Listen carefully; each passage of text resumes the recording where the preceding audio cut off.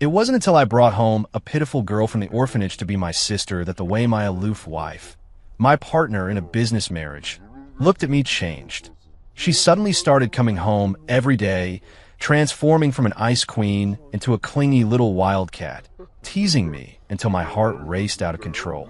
Just as I was indulging in these sweet perks, she pinned me against the wall with red-rimmed eyes. "Hey Ning, you can only belong to me. My name is Ning Tian. I am a CEO of a Ning Group. My marriage is a business alliance. My wife, Lu Rian, is the daughter of the Lu family.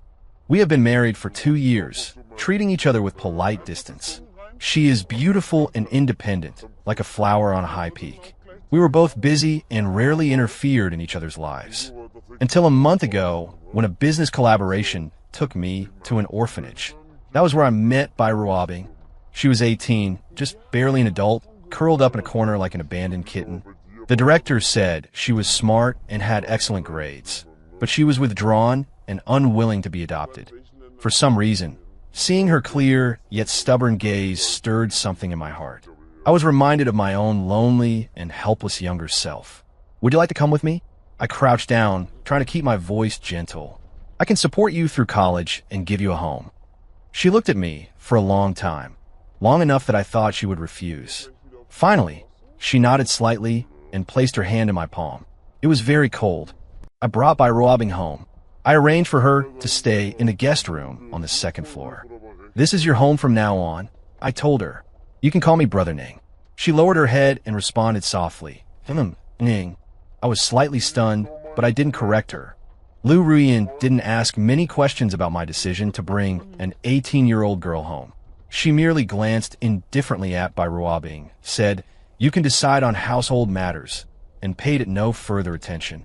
I thought this was just a small interlude in life. I didn't expect it to be the start of a storm. Bai Ruobing was very dependent on me.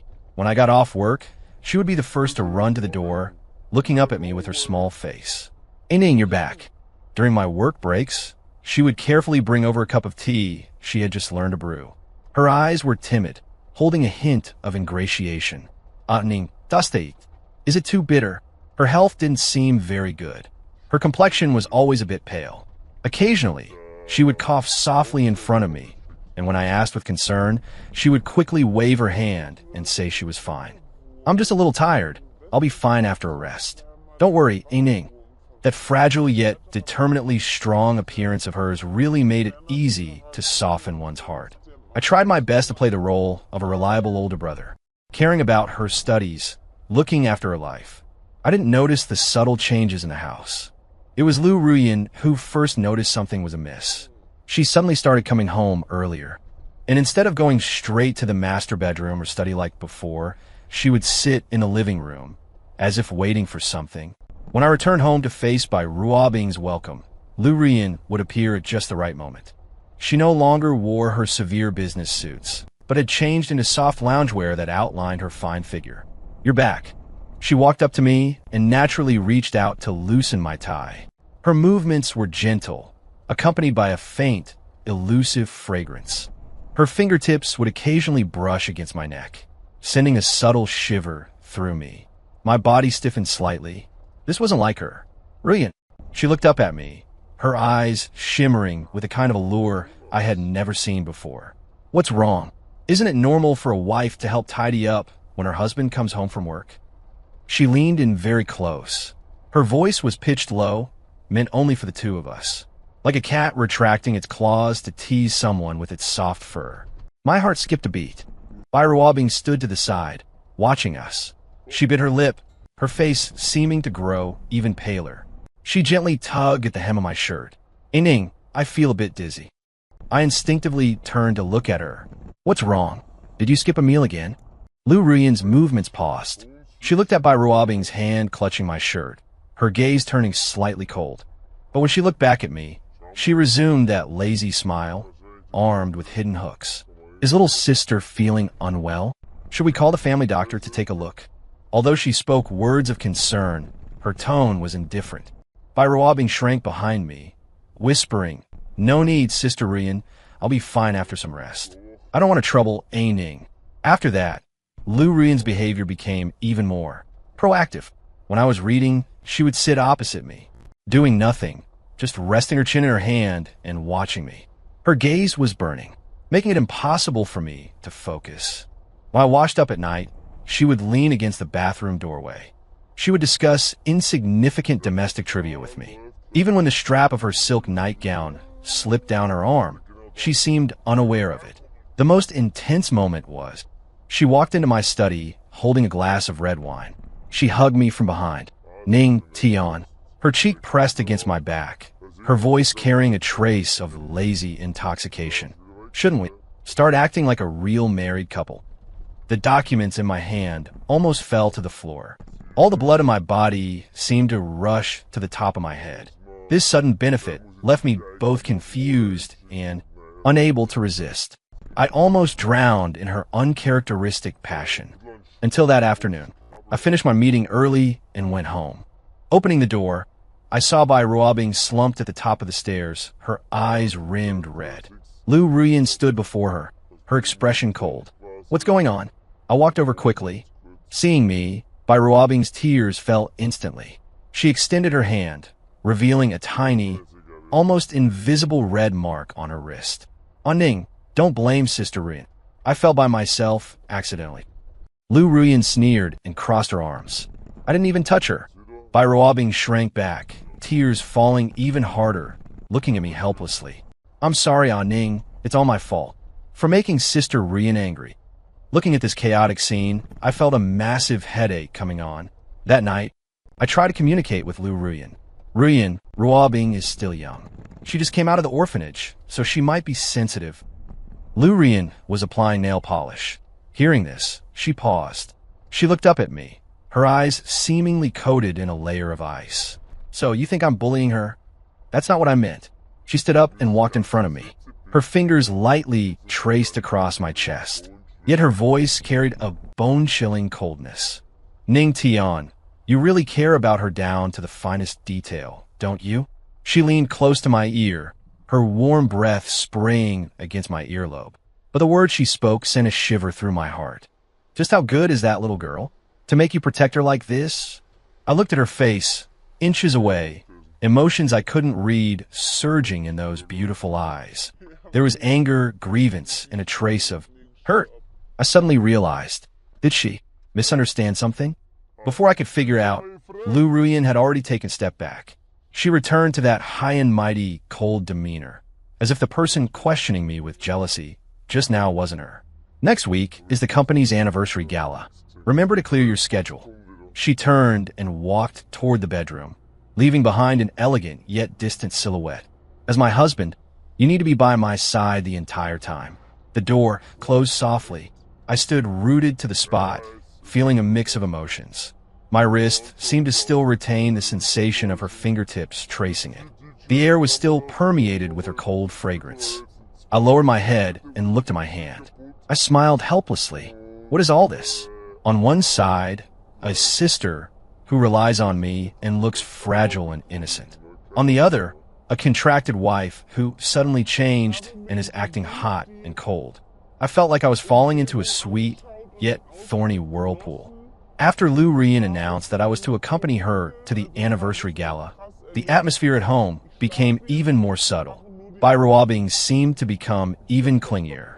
She seized almost every moment I was home to appear by my side. "Ning, I don't know how to do this math problem. Can you teach me?" She held a workbook, looking at me expectantly. I was just about to speak. Lu Ruyan walked over elegantly, holding a plate of washed grapes.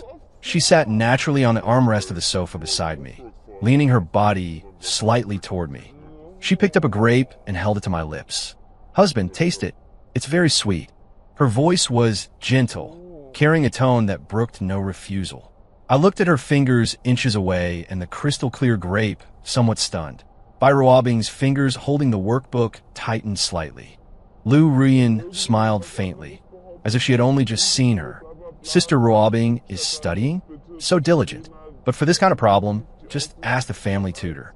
Why bother your brother Ning? He's already very tired from managing the company every day." As she spoke, she pushed her fingertips forward again, almost touching my lips. "Husband, open up." I subconsciously opened my mouth. The sweet grape juice spread through my mouth. Indeed, very sweet. Bai Ruobing's face paled a little. She lowered her head and whispered, "I'm sorry, Aning. I didn't know you were so tired. I won't disturb you anymore."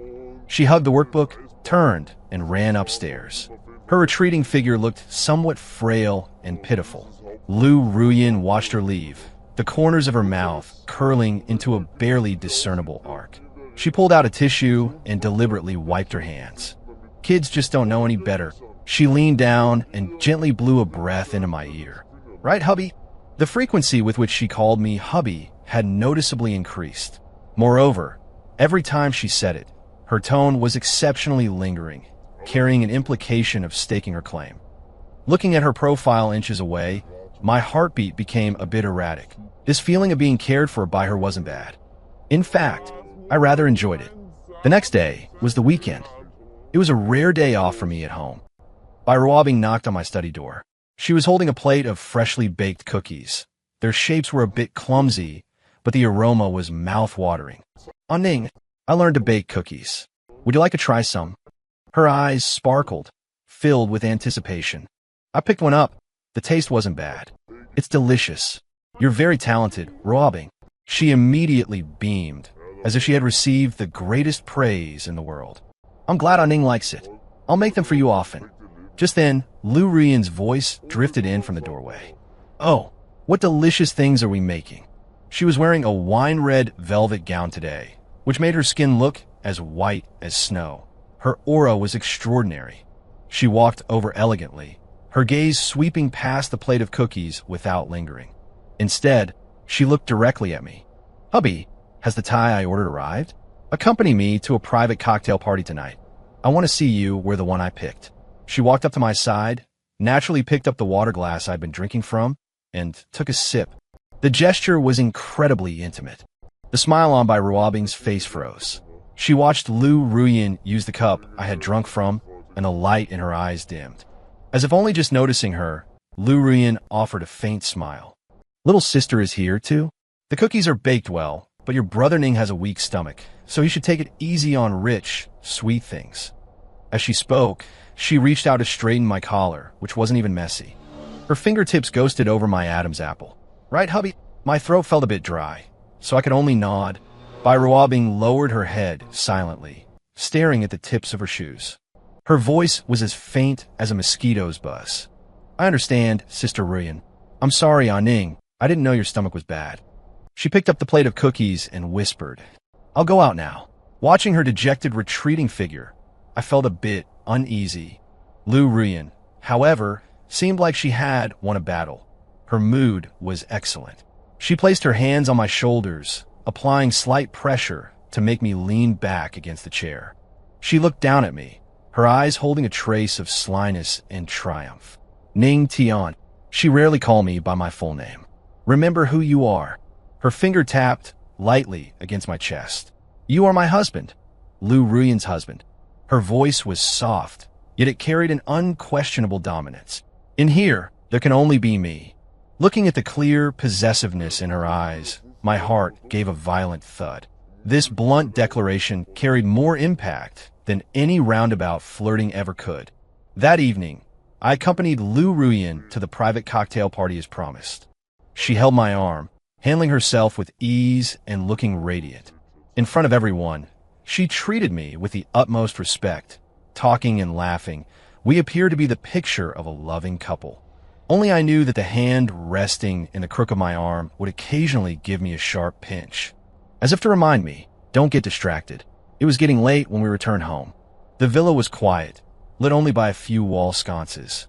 As soon as we entered the living room, we saw Bai Ruobing curled up on the sofa, apparently asleep. She was covered only by a thin blanket. Hearing the commotion, she woke up. She rubbed her eyes, and upon seeing us, immediately stood up. "Aning, Sister Ruyin, you're back." Dressed in flimsy pajamas, she looked even more frail. I made some hangover soup. It's keeping warm in the kitchen. Would you like some?" Her eyes gazed at me timidly, filled with obvious concern. The smile on Lu Ruyin's face faded. She released my arm, crossed her own, and looked coldly at Bai Ruobing. "You're certainly thoughtful, little sister, staying up this late just to wait for us." Her tone was dripping with sarcasm. Bai Ruobing seemed frightened. She shrank back, her eyes instantly reddening. That's not it. I was just worried about Anning. She looked at me, tears welling up in her eyes. Anning, did I do something wrong again? Seeing her like this, my heart softened. No, Ruobing, thank you. I try to keep my voice gentle. It's late. Go get some rest so you don't catch a cold. Bai Ruobing nodded obediently, whispered good night, and quickly headed upstairs with her head down. Lu Rian watched coldly from the sidelines. Only when Bai Ruobing's figure disappeared at the top of the stairs did she let out a cold scoff. Truly heart-wrenching. She turned to face me, her eyes sharp. Ning Tian, do you enjoy being fought over by two women? I looked at her, a little helpless. Ruyan, she's just a child. A child? Lu Ruyan cut me off, stepping forward until she was almost pressed against me. She looked up at me, her red lips curving into a cold, alluring arc. 18, she's an adult. Her finger traced my thigh, slowly moving down, stopping at my chest. The way she looks at you isn't like a child looking at her brother. Her fingertip, through my shirt, gently poked my heart. This place, it better stay clear. Her voice carried a hint of warning. It was mixed with an indescribable allure. Don't forget who your wife is. With that, she didn't wait for my reaction, suddenly stood on her tiptoes and pressed a brief but distinct kiss on my lips. It carried the scent of wine and her unique fragrance. A touch and then gone. She stepped back, looking at my slightly stunned expression, and smiled with satisfaction. Her eyes were like a cat that had successfully stolen a fish. Good night, my husband. She turned, swaying gracefully as she walked towards the master bedroom, leaving me alone in the empty living room. On my lips, there seemed to linger the soft touch and faint hint of wine. The next morning, when I woke up, the touch of last night's kiss seemed to still linger on my lips. Walking into the dining room, Lu Rian was already seated there. She was dressed in an exquisite business suit, elegantly eating her breakfast. Seeing me, she looked up, her gaze calm and unruffled, as if she wasn't the one who had actively kissed me last night. Morning. She greeted me blandly and continued to look at the tablet in her hand. It was I who involuntarily felt my ears flush. Bai Ruobing was also in the dining room. Today, she wore a white dress, looking even more pure and innocent. She was carefully ladling porridge for me. Ning, it's good for your stomach to have some porridge in the morning. She gently placed a bowl in front of me, her eyes filled with anticipation. Thank you. I took the bowl. Lu Rian's gaze shifted from her tablet to Bai Ruobing. She said nothing, only picked up her coffee cup and took a slow sip. Her eyes held an air of condescending scrutiny. Bai Ruobing seemed to feel the pressure, her fingers subtly curling. She whispered to me, Ning, today, our school has a cultural performance, and I have solo dance. Can you come? Her eyes were timid, pleading, I really hope you can come. I was about to answer. Lu Rian put down her coffee cup with a crisp sound. She picked up a napkin and slowly wiped the corners of her mouth, her movements deliberate. At 3 this afternoon, the group has an important board meeting that requires your personal presence, husband. She looked at me, her tone brooking no argument. It concerns the strategic deployment for the next quarter, and all directors will be present. She specifically emphasized all directors.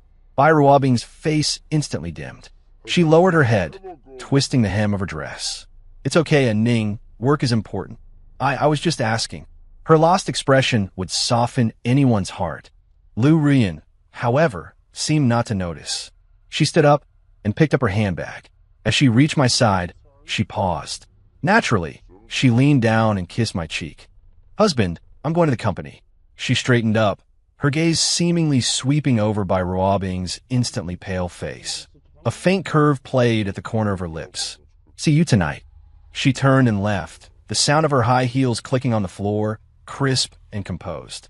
Like a victorious queen, I touched the spot on my cheek where she had kissed me, feeling a strange sensation in my heart. This public declaration of her ownership caught me off guard, yet I also subtly enjoyed it. Bai Ruobing stood rooted, head down, shoulders trembling slightly. Ning. Her voice was choked. Am I? Very annoying. She looked up, her eyes red-rimmed at me. Sister Rian seems to dislike me very much. If I'm causing you trouble, I can move back to the orphanage." As she spoke, tears streamed down her face like broken pearls. Her fragile, helpless appearance squeezed my heart. "Don't talk nonsense." I sighed, pulled out a tissue, and handed it to her. "This is your home. Live here in peace." Ruyan, she just has a cold personality. She doesn't dislike you. I knew these words were a bit hollow. Ruabing took the tissue, wiped her tears, and forced a smile. I understand, Ning. Thank you." She lowered her head and whispered, "I'm going to school." Watching her lonely figure leave, I rubbed my temples. This, being caught in the middle, was not a pleasant feeling. In the afternoon, I presided over the board meeting on schedule. The agenda was important, certainly, but not so rigid that the time couldn't have been adjusted. I knew Lu Ruyan had done it on purpose. She was drawing a line in the sand, in her own way. After the meeting, I returned to my office. I received a video from Bai Ruabing on my phone. It was a clip of her pirouetting on stage in a ballet dress. Under the spotlight, she looked like a graceful butterfly, her smile pure and innocent. The caption read, "Ning, even though you couldn't make it, I still wanted to dance for you. I hope you like it." She was indeed beautiful in the video, possessing the unique vivacity of a young girl. I replied with a simple, "You danced beautifully."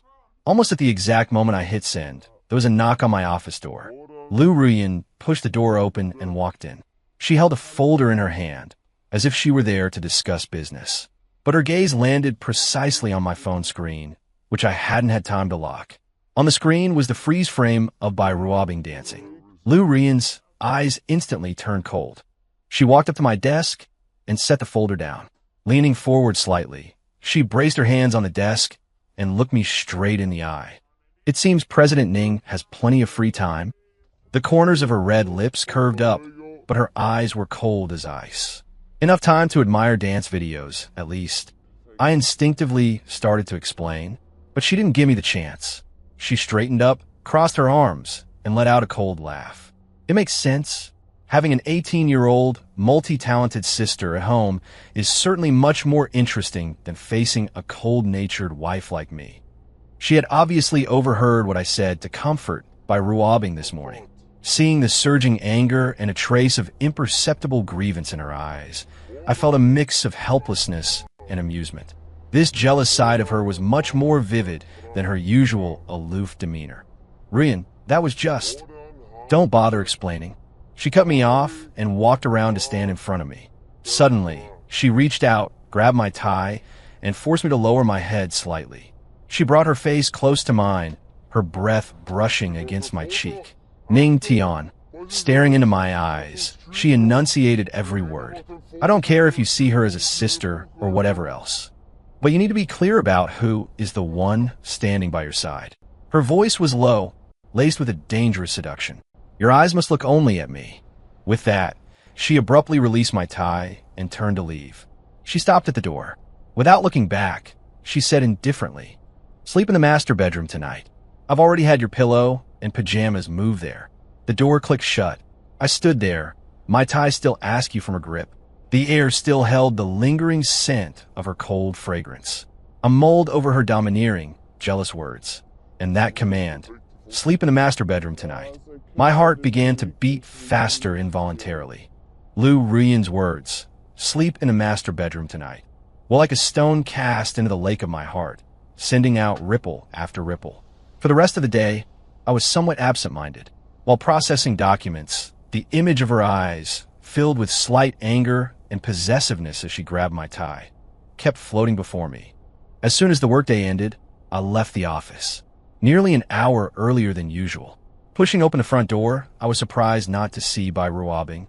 The living room was very quiet.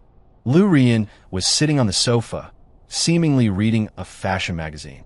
She had changed out of her business suit into a set of dark green silk loungewear, which made her skin look like jade. Her long hair was let down casually, softening her usual sharp edge and adding a touch of domestic languor. Hearing the door open, she looked up, her gaze resting on me. There was no surprise in her eyes, as if she had expected me to come home early. "You're back early today." Her tone was flat, revealing no emotion. "Yeah, I finished my work." I changed my shoes and sat down on the sofa opposite her. A subtle tension permeated the air. Neither of us mentioned the kiss from last night, nor did we bring up her command this morning for me to return to the master bedroom. It was like a silent game of chess. A little later, Ruabing came downstairs. Her eyes lit up when she saw me, but that light quickly dimmed when she noticed Lu Ruyan sitting nearby. She was holding a beautifully packaged small box. "Ining, you're back." She walked up to me and handed me the box, her voice soft. "I passed a handmade cookie shop after school today and saw these. I remembered you said you liked the cookies I bake, so I bought some. I don't know if you like them." Her look was timid and ingratiating. I was just about to take it. Lu Ruyan closed the magazine in her hands with a soft snap. She stood up, walked leisurely over to me, and sat down right next to me. We were very close enough for me to smell the faint fragrance of her hair. She didn't even glance at the box of cookies. Instead, she reached out and naturally straightened my shirt collar. "Honey, your collar is a little crooked." Her fingertips inadvertently grazed the skin of my neck, sending a slight tingle through me. Only after finishing this motion did she seem to notice Ruabing and the box in her hands. She smiled faintly, her expression polite yet distant. "Did Ruabing buy cookies again? How thoughtful." Then her tone shifted as she looked at me. "But honey, have you forgotten what the doctor said last time? You need to watch your sugar intake. It's best to avoid these sweets." As she spoke, she reached out, took the box of cookies, and casually set it aside on the coffee table. Her movements were natural, as if she were merely dealing with something insignificant.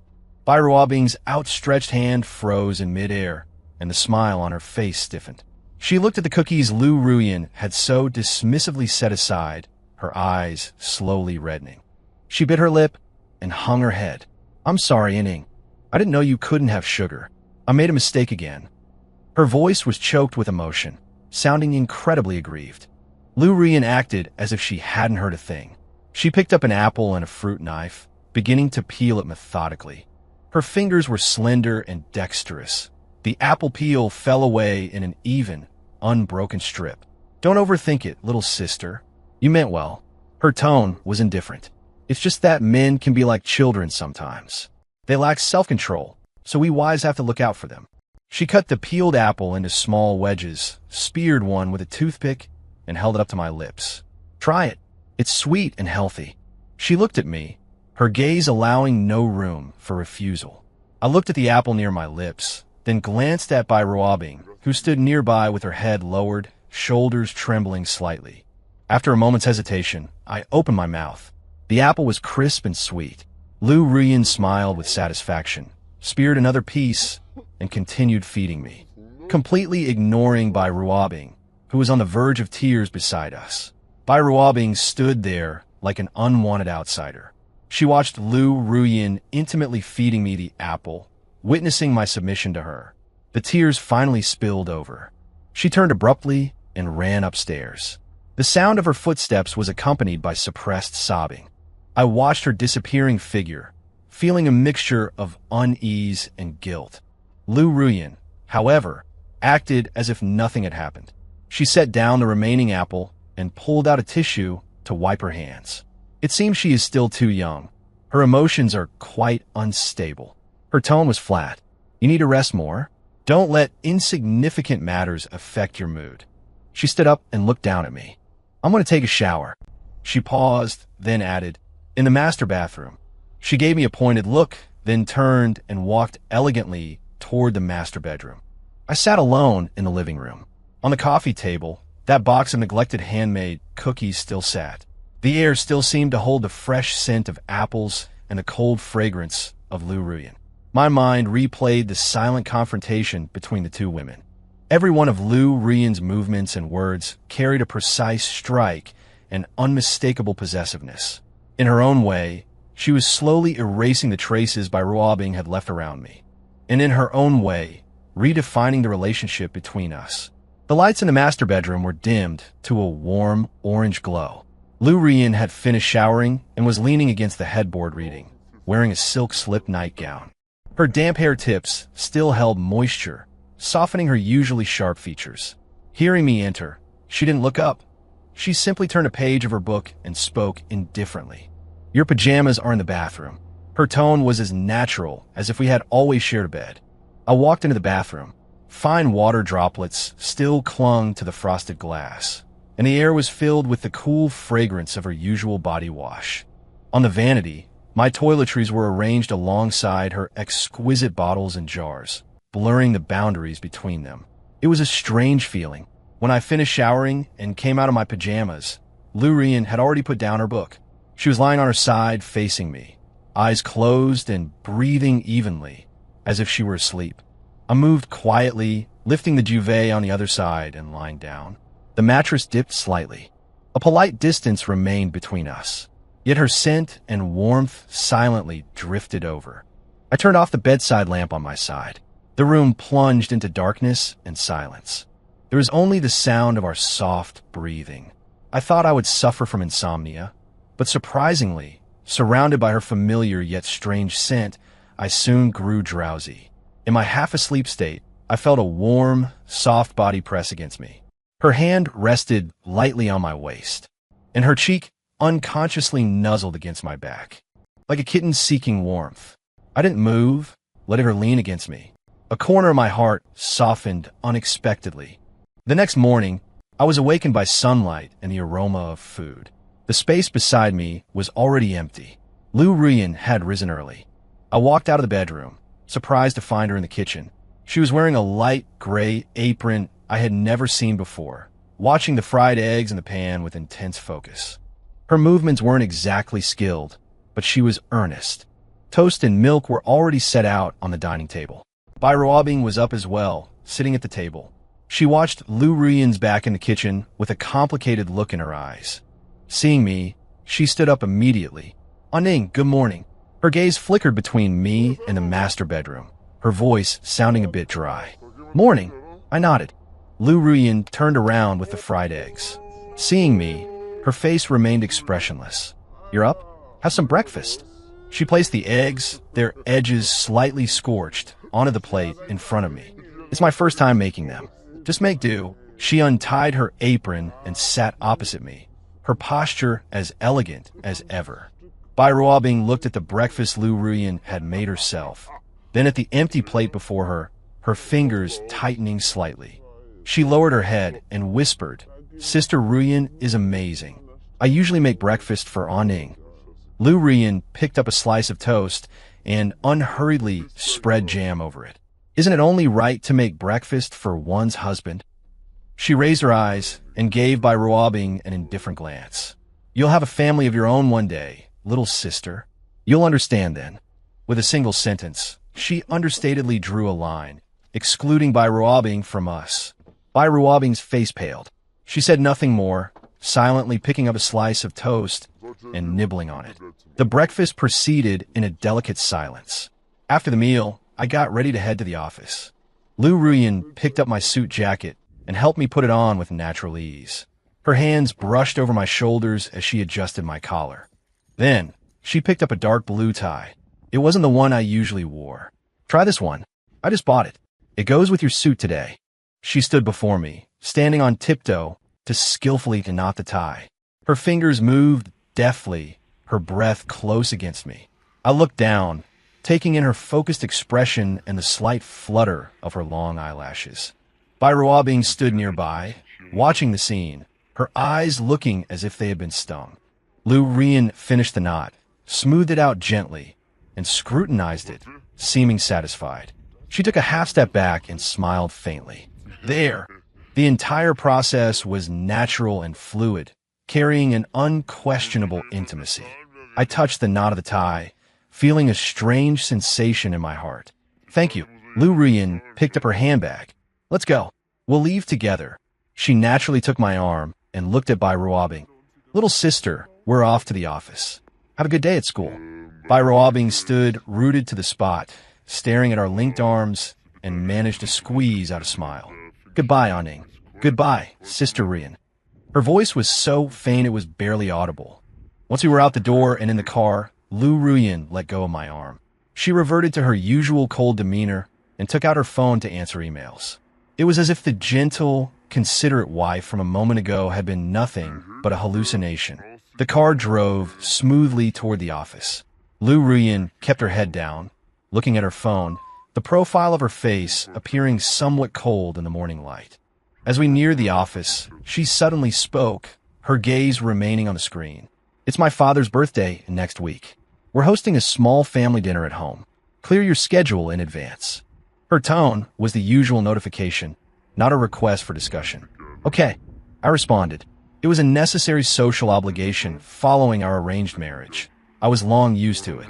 She put away her phone and turned her gaze out the window. "Remember to prepare a gift. Father has been into collecting inkstones recently." "Understood." The car fell into silence again. It wasn't until the car stopped in front of the office building and she was about to get out that she added one more thing. "Dress formally that day." She paused, her meaning pointed. "Just us." I was slightly stunned, but then I understood. She meant without Bairuabing. Watching her back as she pushed the door open and exited, I suddenly felt that this aloof wife of mine possessed an extraordinary persistence when it came to staking her claim, and her methods were becoming increasingly precise. That afternoon, I received a message from Bairuabing. It was a photo of her standing in a shopping mall with a famous stationery store in the background. "Ning, I heard Uncle Lou likes inkstones. I happened to be at the mall and wanted to pick one out for his birthday. Which style do you think is better?" A cute emoji was attached.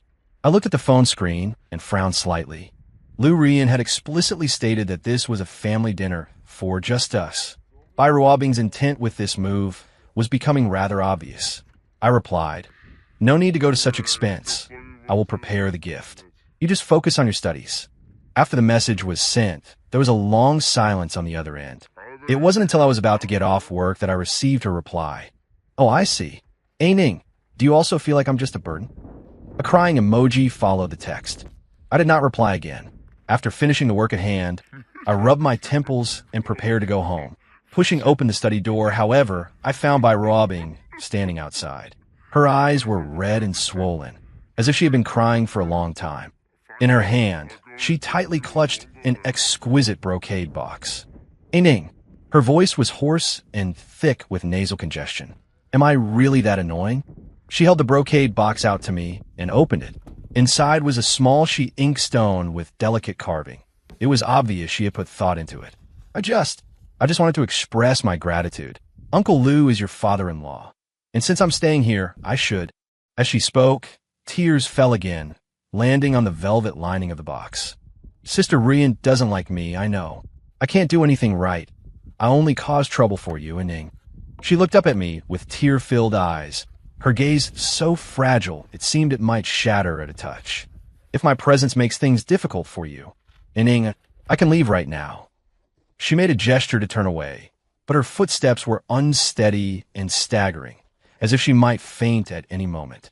Seeing her like this, my heart softened slightly, and I sighed. "No one wants you to leave." I took the brocade box, which felt warm to the touch. "The inkstone is beautiful. Thank you for the thought." Bairuabing immediately broke into a smile through her tears, as if she had received a heavenly reward. "Really? As long as you like it, Ning." She took a step forward, seeming to want to get closer to me, but ultimately stopped, simply looking at me with those wet, misty eyes. I knew it. Ning is the best. Just then, a slight cough came from the study doorway. Bairuabing and I turned our heads simultaneously. Lu Ruyan was standing there, arms crossed, leaning against the doorframe. I hadn't noticed when she arrived. She must have just returned home. She was still wearing the evening gown she had worn to the event, a black, off-shoulder long dress that outlined the perfect curves of her figure. Her face bore exquisite makeup, but her eyes were as cold as ice. Her gaze swept over the undried tear tracks on Bairuabing's face, then fell upon the open brocade box in my hand. The corner of her mouth curled into a faint, mocking arc. "It seems I've returned at a bad time." Her voice wasn't loud, but it carried thorns that pierced the air. Bairuabing acted like a frightened deer, abruptly taking a step back to hide behind me, whispering timidly, "Sister Ruyan."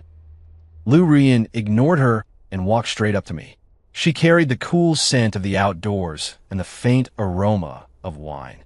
She glanced at the inkstone in my hand and gave a light chuckle. Little sister really is thoughtful, finding out my father's preferences so clearly. She raised her hand, not to take the inkstone, but to directly touch the front of my shirt, which had just been dampened by her sister's tears. Her fingertips were cool as they gently caressed the slightly wet fabric. Her movements carried a blatant intimacy and possessiveness. Her gaze, however, looked sharply at by Ruabing behind me. However, her red lips parted slightly, her voice holding a trace of lazy intoxication, yet remaining incredibly clear. My father, naturally, will be taken care of by me and my husband. There is no need to trouble. An outsider. She emphasized the word outsider with particular weight. Ruabing's face instantly turned as pale as paper. Her body swayed, and tears welled up again, but she bit her lip hard to keep herself from crying out. Lu Ruyan withdrew her hand, as if she had merely brushed away a speck of dust. She looked at me, her expression returning to calm, perhaps even carrying a hint of weariness. I'm tired. I'm going back to the room to rest. She turned, her skirt tracing an elegant arc. Reaching the doorway, she stopped without looking back, simply dropping a faint sentence. Husband, aren't you coming back to the room yet? Her voice carried a natural, unquestionable tone of urgency. I stood frozen in place, still holding the cold inkstone in my hand. Before me was Lu Ruyan's departing figure, proud and resolute. Behind me was the sound of Ruabing's suppressed, faint sobbing. The air was filled with the intense scent of gunpowder and jealousy left behind by the silent confrontation between the two women. I looked down at the brocade box in my hand. I placed it gently on the desk. Then, I stepped forward and walked in the direction of the master bedroom. Some boundaries. Must be clear. When I walked into the master bedroom, Lu Ruyan had already removed her makeup and changed into a nightgown. She was sitting at the vanity with her back to the door, brushing her hair. The mirror reflected her expressionless face. I closed the door. The only sound left in the room was her comb gliding through her long hair. Throw away the inkstone. She spoke suddenly, her voice calm and rippleless. I paused, stunned. That was a gesture of Ruabing's affection. Affection. She set down the comb and turned, fixing me with a sharp gaze. In what capacity does she offer this affection? A distant relative adopted by the Ning family? Or the god-sister you, Ning Tian, decided to claim? She stood up and walked toward me, step by step. A faint post-bath fragrance lingered around her. Ning Tian, don't play dumb. She looked up at me, her eyes holding a piercing, all-knowing coldness. The way she looks at you is not how a sister looks at a brother. Her finger tapped lightly against my chest. She is provoking me, using her youth, her tears, and her so-called fragility. I caught the hand resting on my chest. It felt slightly cool to the touch. She's just an 18-year-old child. She just left the orphanage and feels insecure. Lu Ruyan let me hold her hand, the corner of her mouth curling into a sarcastic arc. 18 years old, yet she already knows how to exploit a man's sympathy. She leaned in close, her breath brushing against my jawline. And you see it clearly, yet you still indulge her. Her other hand caressed my cheek, her fingertips cool. Is it because you enjoy the feeling of being needed? My husband. She spoke those last two words with deliberate lightness, yet they carried the weight of 1,000 pounds. I looked into her eyes, inches from mine. There was anger, dissatisfaction, and a trace of something I had deliberately ignored. Care. I'm not indulging her. I sighed. I just feel sorry for her. Sorry for her. Lu Ruyan let out a soft laugh, though her eyes grew colder. There are plenty of pitiful people in this world. Why don't you just move the entire orphanage into our home? She pulled her hand free, stepped back, and crossed her arms. Tomorrow, I'll have my assistant contact a reputable international boarding school. The environment is excellent. The management is strict, and it will be perfect for her to focus on her studies. She used a tone of finality, leaving no room for negotiation. I frowned. Ruyan, isn't that a bit too? Too what? She cut me off, her gaze sharp. Too heartless? Or does it ruin your fun of keeping a mistress tucked away? Her words were becoming cutting. Ning Tian, our marriage isn't just about two people. It concerns both the Lu and Ning families. She walked to the window, staring out at the heavy night. I don't want some insignificant person causing ugly rumors. Her silhouette under the light seemed aloof, yet bore a trace of imperceptible fatigue.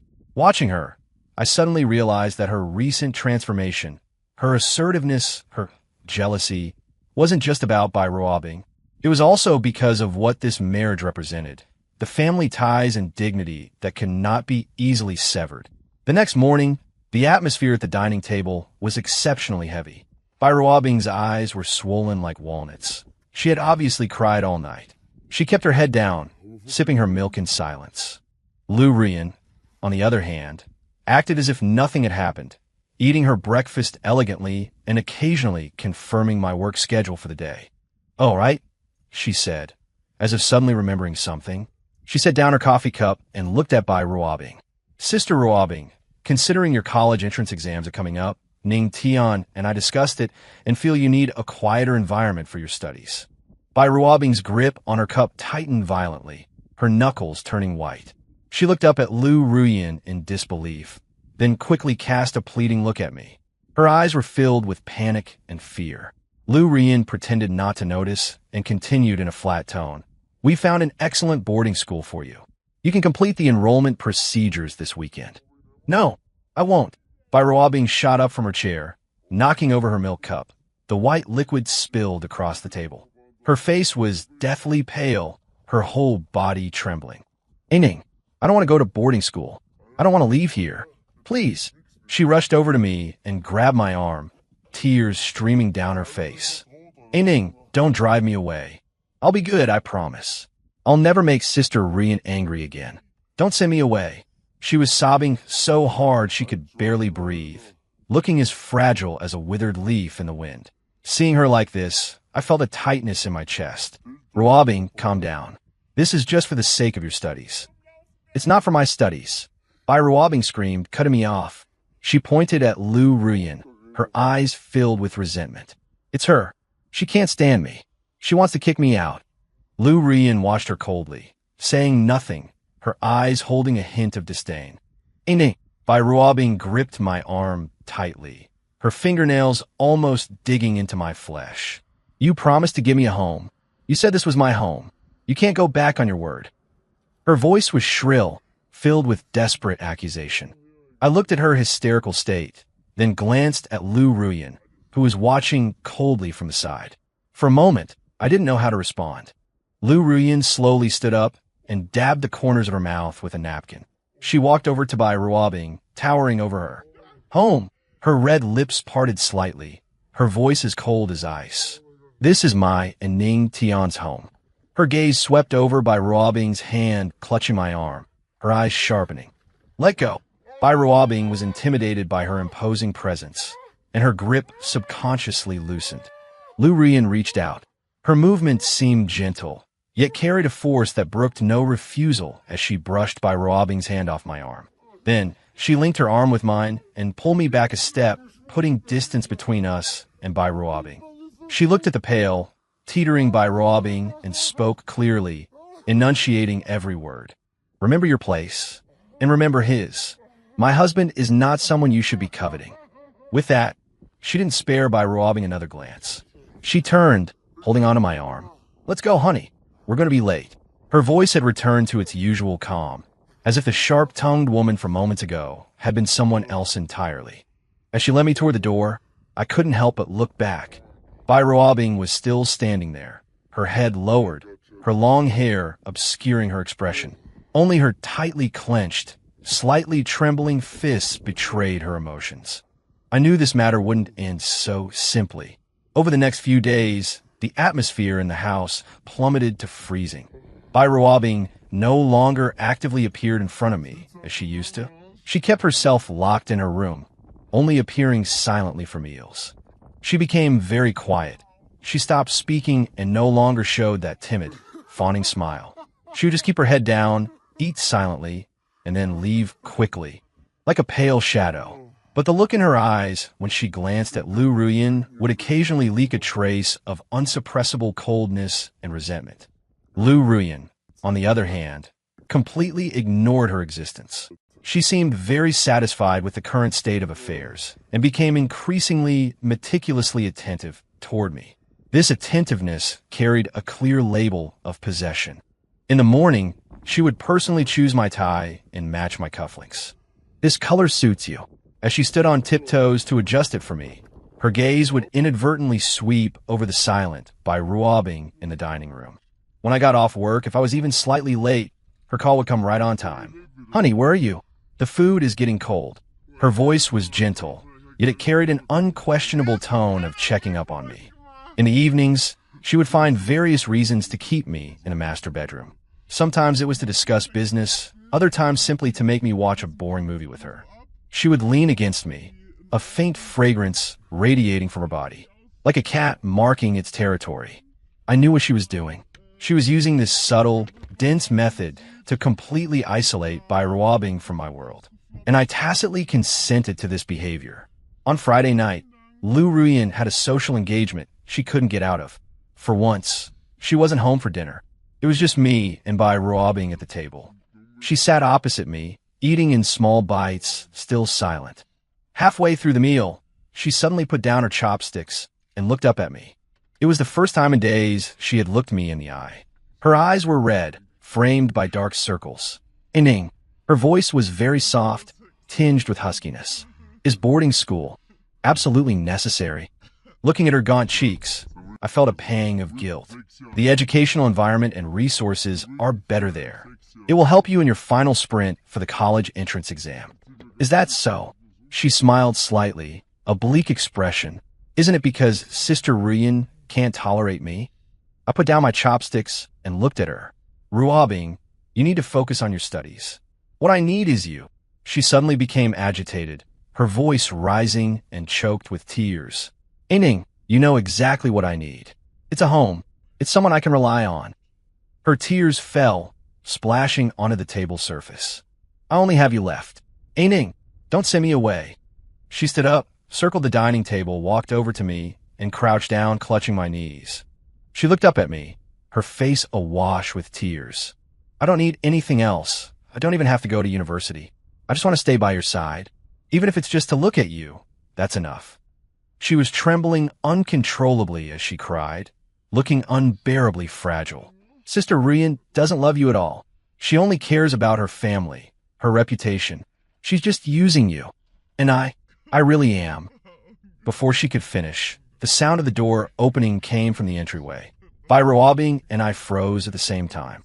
Ruabbing hurriedly let go and tried to stand, but because she had been squatting for so long, her legs gave way, and she collapsed back on the floor. Lu Ruyan walked in. She seemed to have had a little to drink. Her cheeks were slightly flushed, yet her eyes were unusually clear and sharp. She looked at Ruabbing, who was slumped on the floor with a tear-stained face. Then she looked at me, sitting at the dining table with a slight frown. The hint of languor on her face, caused by the alcohol, vanished instantly. Replacing it was a cold, knowing mockery. "It seems I've come back at an unfortunate time again." Her voice wasn't loud, but it seemed to carry shards of ice, freezing the air in an instant. Ruabbing scrambled to get up, stammering an explanation. "No, Sister Ruyan, I was just..." Lu Ruyan ignored her and walked straight up to me. She carried the chill of the night wind and a faint scent of alcohol. She leaned down, bracing her hands on the edge of the table, trapping me between her and the chair. Her face was very close to mine, her breath brushing against my cheek. Yet her gaze scraped over the disheveled Ruabbing on the floor like a knife. "What is little sister doing?" Her red lips curved slightly, her eyes ice cold. "Putting on a show, playing the victim." Ruabbing's face turned instantly pale. Lu Ruyan stopped looking at her, turning her gaze back to my face. Her fingertips lightly traced my jawline, carrying a hint of danger. "Husband." Her voice was low, tinged with a slight tipsiness and a trace of barely perceptible grievance. "When I'm not home, you just let others come to our door and bully you." Her words were pointed, her eyes locking tightly onto me, as if saying, "Look, this is how she endlessly entangles herself with you." And I was the one who owed her an explanation. On the floor, Ruabbing's sobbing became suppressed and despairing. In front of me, Lu Ruyan's gaze held a searing interrogation. Caught in the middle, I clearly felt it. This war without smoke. Because of Lu Ruyan's return, it had escalated once again. Lu Ruyan's gaze seemed to have hooks, latching firmly onto me. Bai Ruobing let out a weak whimper from the floor, exceptionally clear in the silent dining room. I raised my hand and gently grasped Lu Ruyan's finger resting on my jaw. Her fingertip was slightly cool. "You've had too much to drink." I looked at her, my voice calm. Lu Ruyan's eyes flickered. She seemed not to have expected this reaction from me. She tried to pull her hand back, but I applied a little force, not letting her break free. I looked toward Bai Ruobing, who was still slumped on the floor. "Ruobing, get up." My tone brooked no argument. Bai Ruobing paused, stopped crying, and looked at me somewhat blankly. "Go back to your room," I continued. "You have school tomorrow." The rims of her eyes turned redder. Her lips quivered, and she seemed to want to say something more. But under my gaze, she ultimately bit her lip, silently stood up, stumbling slightly. She didn't spare another glance at Lu Ruyan. Head down, she walked quickly out of the dining room. The sound of her footsteps faded at the top of the stairs. Only Lu Ruyan and I remained in the dining room. She maintained her posture, leaning over to trap me, but the sharpness in her eyes had faded somewhat, replaced by a trace of scrutiny and dissatisfaction. "You're protecting her?" She raised an eyebrow, her tone chilly. I let go of her hand, leaned back, and put a little distance between us. "I am solving the problem." I looked at her, not letting the problem escalate. Lu Ruyan straightened up, crossed her arms, and sneered. "Solve? How do you solve it?" "Sending her away is the best way to solve it. She is dependent on you." Ning Tian. "Can't you see that? That kind of abnormal dependence." There was a hint of agitation in her voice that she might not have even noticed herself. "I know," I responded calmly. Lu Ruyan was stunned. She seemed not to have expected me to admit it so bluntly. "I will talk to her," I added, "when her emotions are stable." Lu Ruyan stared at me for a few seconds, as if judging the truthfulness of my words. Then, the coldness on her face slowly faded, replaced by a complex emotion. She suddenly bent down, leaning close to me again. This time, her breath brushed directly against my lips, carrying the scent of wine and her unique coldness. "Ning Tian." She called my name, her voice very soft, but carrying a kind of stubbornness. "I don't care how you talk to her, but there can only be one result." Her fingertip tapped my chest again, resting over the location of my heart. "Here." Her gaze was burning, holding an undisguised possessiveness. "Only I can reside here. Do you understand?" Her declaration was domineering and direct. Like a key, it unexpectedly unlocked a box deep within my heart that had been sealed for so long. I looked into her eyes, which were inches from mine, filled with intoxication and intense determination. I gave no answer. Instead, I reached out, wrapped my arm around her waist, and pulled her a step closer into my embrace. Her body stiffened slightly, seemingly surprised, but she didn't resist. I lowered my head and leaned close to her ear. I could feel her breathing instantly quicken. "Lu Ruyan." I mimicked her way of addressing me by my full name, my voice low and deep. "Have you been getting a little too jealous lately?" The tips of her ears turned red at a visible speed. The blush spread all the way down to her neck. She abruptly pushed me away and stood up straight, a flash of embarrassment and annoyance crossing her face at having her secret thoughts exposed. "Who's jealous?" She glared at me, though her eyes flickered evasively. "I'm simply defending my legitimate rights as Mrs. Ning." Having said that, as if afraid I would say more, she turned and walked briskly toward the stairs. Her footsteps were even a bit frantic. At the top of the stairs, she stopped again. Without looking back, she tossed out a sentence in a stiff tone. "Don't be late for Father's birthday tomorrow." Then, she went upstairs as if she were fleeing. I sat in the dining room, looking in the direction where she had disappeared. The air seemed to still hold her scent and that trace of embarrassed agitation. I raised a hand to touch my chest. There, the rhythm of my heartbeat seemed different than before. I suddenly felt that this cold, aloof, and domineering wife of mine actually looked somewhat cute when she was jealous. The next day was Father Lu's birthday banquet. Lu Ruyan and I arrived early at the Lu family villa. Today she wore a custom-made pale lilac gown, looking elegant and poised. She held my arm, greeting the guests with a decorous and flawless smile. Only I could feel that she was holding my arm a little tighter than usual, as if she were confirming something. Father Lou was very happy to see us, and he was particularly fond of the antique inkstone Lou Ruyen presented to him, unable to put it down. Ruyen, you're getting better and better at picking things out. This inkstone wins my heart. Lou Ruyen smiled faintly and glanced at me. Ning Tian went with me to choose it. He said you would definitely like it. She cleverly shared half the credit with me, giving me plenty of face in front of others. I played along with a smile and didn't expose the truth. The atmosphere at the banquet was harmonious until the figure of Bai Ruobing appeared at the entrance. She actually came after all. She was wearing a simple white dress and no makeup. Her eyes were slightly red and swollen, making her look even more pitiful and fragile. She held a small gift bag in her hand. The smile on Lou Ruyen's face faded, and her grip on my arm instantly tightened. Her nails almost dug into the fabric of my suit. I gently patted the back of her hand, signaling her to stay calm. Bai Ruobing walked straight up to Father Lou and handed him the gift bag, her voice timid. Uncle Lou, happy birthday. This is a small token of my regard. I hope you won't mind it. Father Lou was somewhat surprised, but accepted it politely. It was a decent writing brush. Thank you, Ruobing. That's very thoughtful of you. After giving the gift, Bai Ruobing didn't leave immediately. She turned around and looked straight at Lou Ruyen and me. Her gaze lingered, especially on our linked arms for a moment. Then, looking as if she had mustered all her courage, she walked up to me. Ning.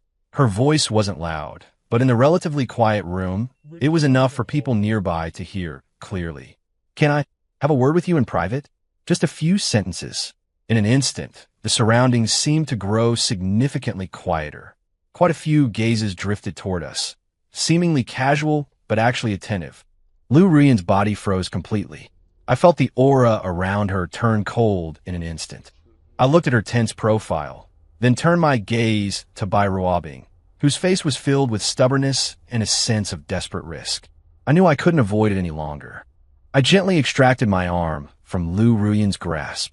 This action caused Lou Ruyen to snap her head around to look at me, her eyes filled with disbelief and a trace of hurt. A glimmer of hope instantly ignited in Bai Ruobing's eyes. I gave Lou Ruyen a reassuring look, then nodded to Bai Ruobing. Okay.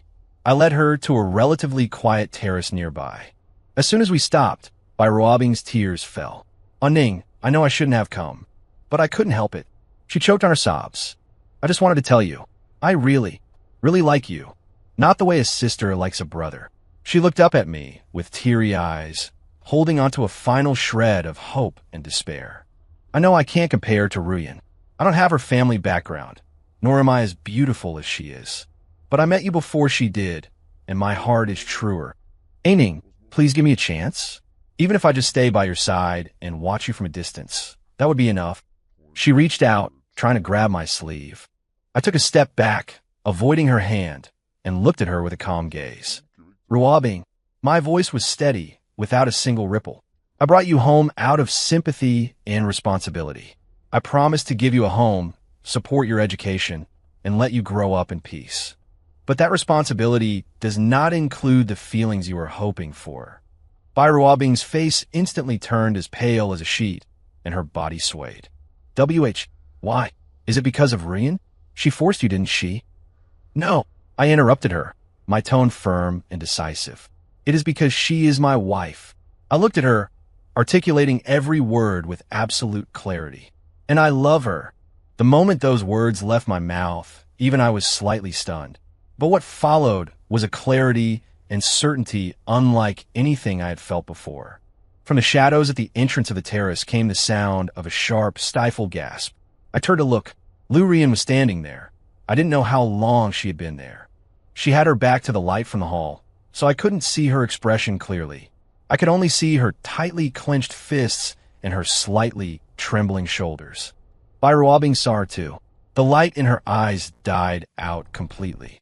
She looked at me, then at Lou Ruyen, and suddenly began to laugh, a miserable, despairing laugh. I understand. So, I've been a joke all along. She murmured. Without looking at us again, she turned and ran off, stumbling away in a daze. I didn't chase after her. My gaze fell upon the figure at the entrance of the terrace. I walked towards her. I stopped in front of her. She kept her head down, refusing to look at me. I reached out and gently lifted her chin. Her eyes were red, and there were still wet tear stains on her face. But within those eyes, the usual coldness and sharpness were gone, replaced by a surging tide of emotion that almost drowned me. There was shock, ecstasy, and a fragile disbelief. What? What you just said? Her voice was choked with sobs, filled with cautious hesitation. It's true. I looked at her and repeated it with absolute clarity. Lu Ruyan, I love you.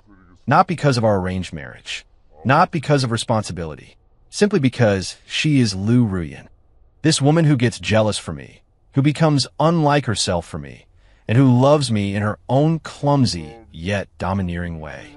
Lu Ruyan's tears burst forth like a broken dam. She threw herself into my arms, hugging my waist tightly and burying her face in my chest. Like a child who had finally gotten her favorite candy, she cried without caring about her image. Her warm tears soaked my shirt. I wrapped my arms around her, gently patting her back, letting her vent her emotions. After a while, her sobbing gradually subsided. She looked up from my arms, her eyes and nose red. Yet she glared at me fiercely. Ning Tian, you bastard, she scolded me through her tears. You made me sad for so long. I lowered my head and kissed her wet eyes. My fault. She punched my chest again. From now on, your eyes and your heart can only hold me. Okay, you're not allowed to look at another woman ever again. Okay, you're not allowed to be soft-hearted towards others. Okay. For every command she gave, I agreed, until she could no longer find anything to forbid. She looked at me, then suddenly stood on her tiptoes and kissed my lips. It tasted of salty tears and a burning determination of something lost and found. The kiss was domineering, lingering, and brooked no refusal. It was as if she were branding an eternal mark upon me. When the kiss ended, she was panting slightly, her cheeks flushed crimson. Yet her eyes were shockingly bright, filled with the usual dominance and possessiveness that belonged to Lu Ruyan. She looked at me and declared, articulating every word, Ning Tian, listen to me closely. From the strands of your hair to the tips of your toes, from this life to the next, you can only be mine. Seeing her looking so domineering yet adorable, I couldn't help but chuckle softly. I pulled her tighter into my arms. Emmet, I am yours. All of me is yours. Outside the window, the moonlight was beautiful. Inside the hall, the party was in full swing. But here, there was just me and my domineering wife.